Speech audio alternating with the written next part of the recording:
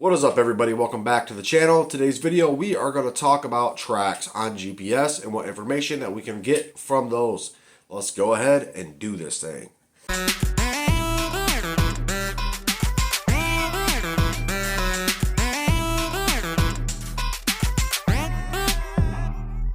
Okay, so I broke out the whiteboard. I bought this thing about 4 months ago to use on the channel, and I just haven't did it yet. So this is going to be the one.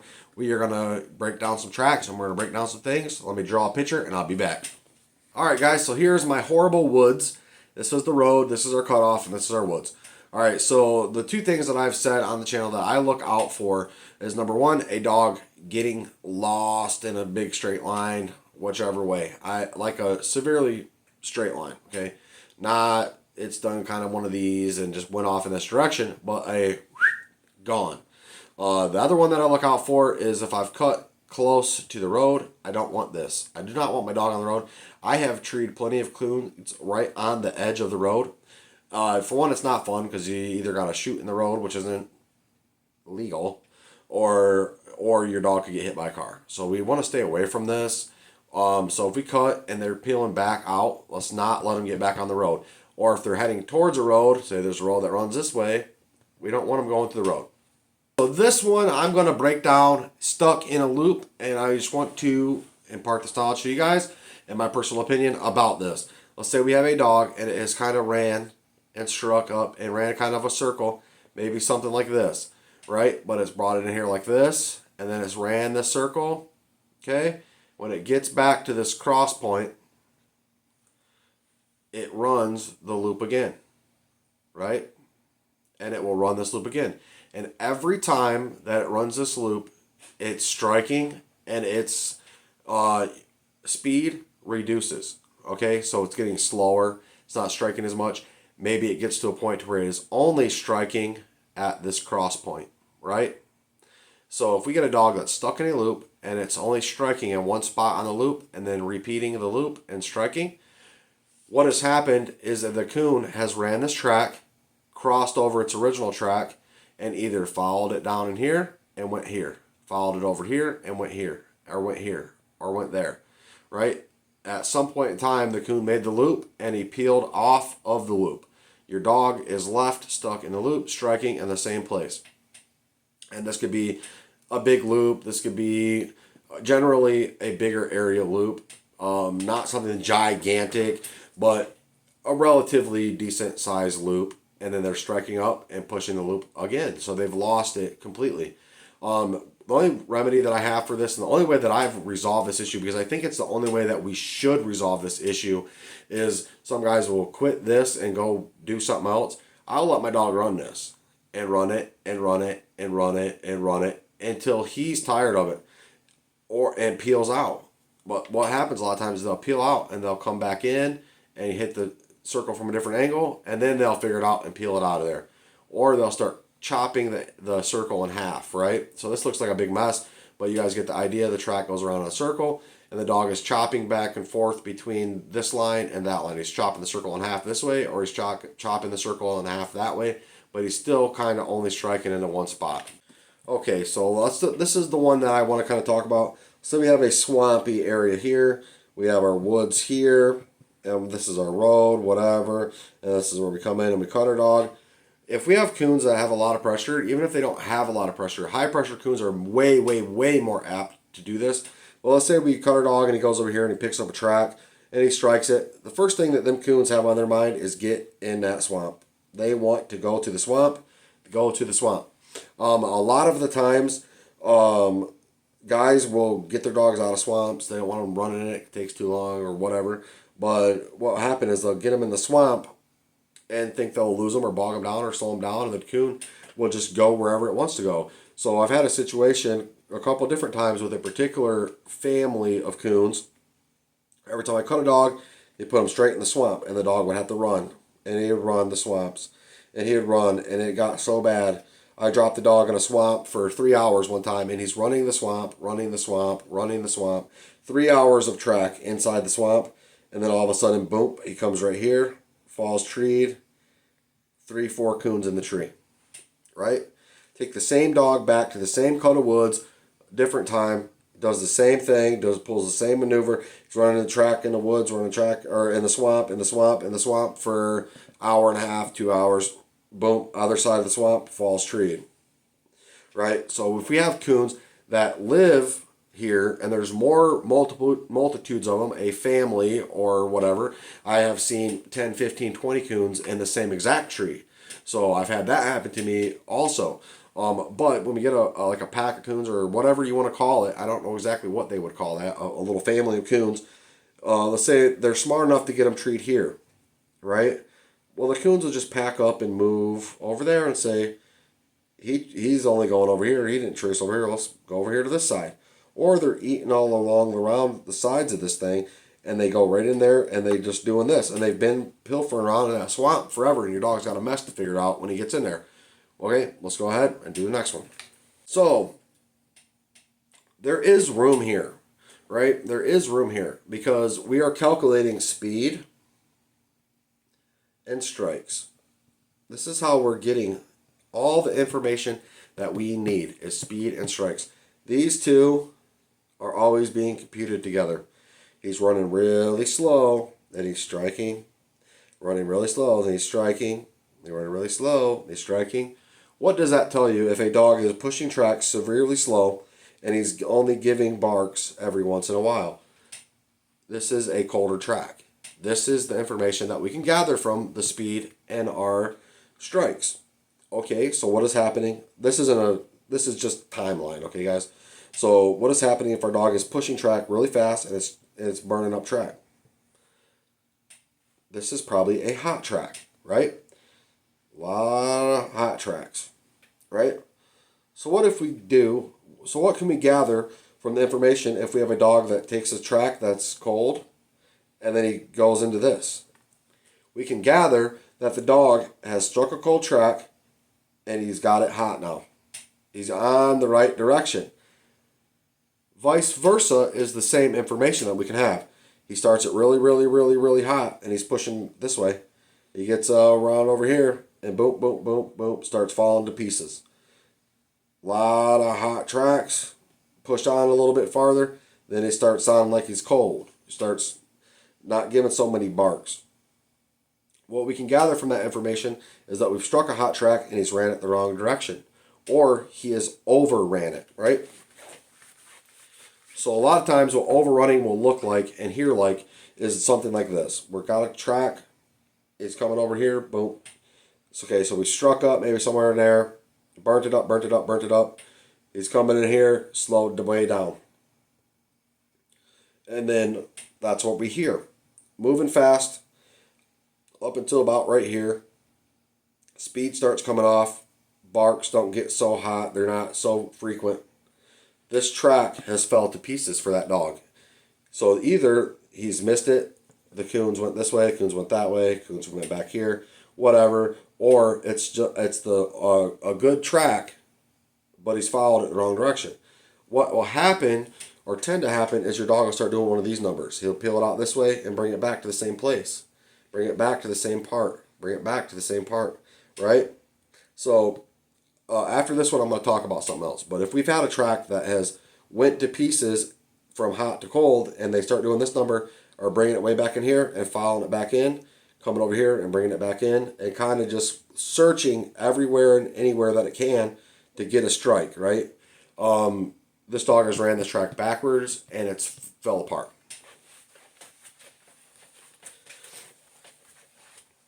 Okay, so the next one that I want to talk about, and I want to make a big point of this. What will tend to happen sometimes, depending on your dog's confidence. Okay, this is a big key on confidence. Let's say the dog has burnt up a track, bam, bam, bam, bam, every breath of the way. He hits something, and he starts doing this little scribble thing, and then he runs it back, and then he goes back in, and he hits this little scribble thing, and he runs it back out of there, and he runs it back in and hits this little scribble thing. What most likely has happened is the dog has caught something really hot, pushed it in there really hard, slammed it up a tree, but the dog isn't confident that something's in the tree, that he's put something in. And what we'll get is maybe alerts on our GPS that are treed, right? such and such is treed. And we'll get that, and then we won't hear that again for a good long while. And once the dog pushes it back in there, it'll call him treat again. Okay? And then another one we would get is maybe, because Dogtra will go such and such barking trees, something like that, right? So there's a difference in being treed and being barking during trees. So it'd be barking trees.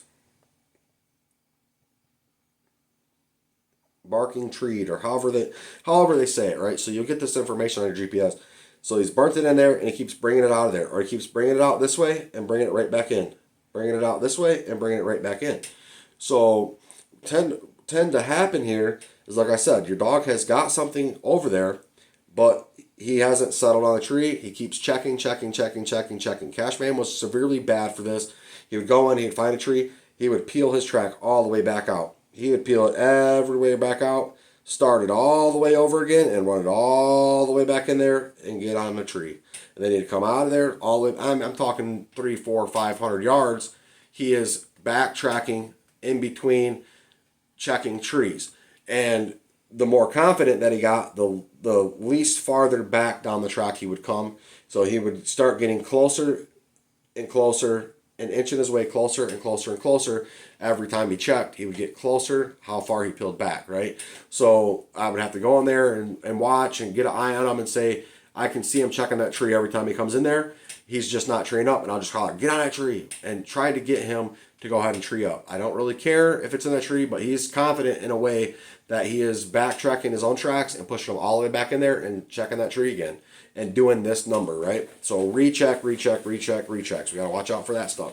Okay, so that one kind of looked like what this next one is going to be, and this next one is going to be something like this. We got a dog push track, and it's scribbling. Not barking, not getting called treat on GPS, only striking in a particular spot, and they're basically running track through the same spot over and over and over again from every which direction that they can. And it's starting to look kind of like this, or like it starts off as a little scribble, right? So if your dog is really, really green and he starts off as a little scribble after he's pushed some track in there, it's worth going in there and checking, because he might have something in a tree, just hasn't treated yet, doesn't really know that he's got something in a tree, knows that he's kind of doing something. So this is super green stuff. This one is going to be more of a dog rechecking itself. So we want to get in there and see if he has found his tree, or if he is stuck up or hung up on obstacles, because that will happen too. And this is going to bring me to my next one here. And my next one here is going to be the same kind of deal. It's going to be a little track. He's going to scribble around. Same little track, scribble around. Same little track, scribble around. Maybe make a loop, come back, scribble around. Same track, scribble around. So when we get this, there's a couple things that could be happening in this situation. Is the dog has went out here, it's got a coon in a tree, and it's passed. Got a coon in a tree, and it's passed. Got a coon in the tree, and it's passed on it. Coon in a tree, and it's passed on it. Coon in a tree, and it's passed on it. Now the barking information on this one in particular is just going to sound like the dog is just running track this whole time. We have no inkling that the dog has gotten a tree. We have no inkling that the dog is treed on any one of these trees, but it just sounds like something, right? So it could be getting treed on every one of these trees and immediately passing on the tree. Another thing that could be happening here is obstacles, is brush, is down trees, is piles of rocks, is fence rows. Because young dogs, when they come to an obstacle, at first it's going to be hard for them to get past the obstacle. I had an instance with a dog to where we were running in the swamp. I'll say this is the swamp, but it had kind of like rows of really bad thickets through it, kind of like this here. And I mean super, super, super thickets, like you can't get through them thickets. He'd get to the little thicket area, and he would just sit there, and he'd just bark and bark and bark and bark and bark and bark. And then I would get up in there, and I'd be like, oh, he's just kind of pilfering because he can't get through. And I'd just wait on him. He'd push it through, and he'd get up to the next one, and he'd bark and bark and bark and bark, and just kind of get on the next one. And that kind of thing, if there's obstacles in the way, we know the deal, right? So when we start seeing that scribble thing, like I said, and they're stuck there for, 10, 15 minutes, 5, 6 minutes, whatever, depending on how close or far they are from you, we're going to walk in there and just stand around and wait for them to peel it out. Okay, so another one here that I wanted to say is that with the last one, computing speed with strikes, right? If we have a good race going at a good speed, I don't really care where that goes. It can go any way that it wants to do. Take me to the moon. If you're going at kind of a steady good speed and you're giving me steady good strikes, that is making me know that you're keeping pressure on this thing. It might not be the best pressure in the world, but I know from the way that you sound and the speed that you're moving, it's not too excessively fast, it's not too excessively slow. Your strikes are staying on par. I'm confident that you're going to get this thing caught. So I don't really care where you go, right? You've got it. You ain't losing it. You're not missing turns. You're not falling to pieces. You're not running it backwards. It's staying hot. You're in a good race. I'm waiting on you. So it doesn't really matter if we have these two computing factors working for us. Okay. So here's one that I like to see. And these ones come out of nowhere. And this is, I don't even know, like freight train stuff, Just cut the dog, whoop, bam, treed. Little goofy track like that. It don't even matter what the track is because the dog's got it treed before you even start worrying about your GPS, right? So little tracks like that, let them do it. Sometimes you cut a dog and they'll get up in here and they'll strike something and it'll be kind of hot and they'll just make good fast ground, and bam, treed up. Something like that, don't mind it. Okay, we're computing information. Speed and strikes together is going to tell us what our dog's doing, and putting the speed and the strikes together with the tracks that are laid on a GPS is giving us an inkling on what the animal is doing that they are running. Okay, so if we're coming like this and then the track goes this way, boom, like that, but the dog fell off, we know he lost them, right? He burnt past the track. Let me know what you guys think about the old whiteboard here. I try to just throw that little video together for you guys. I know it's a 20-minute video, but there's a lot of good information packed in there. And that is all my personal opinion. I'm not saying solidified facts on this, but I think we can get a general good idea and see how that information relates to what we have going on with our dog. And we can just kind of put two and two together and figure it out. One thing that I think is super steadfast and is rock solid information is computing our speed versus our strikes, and then computing that information with our tracks. That's how we're going to ingest, and that's how we're going to process what is going on and what is happening with our dog in the woods by watching GPS and listening to our dog. Keep them treed, y'all.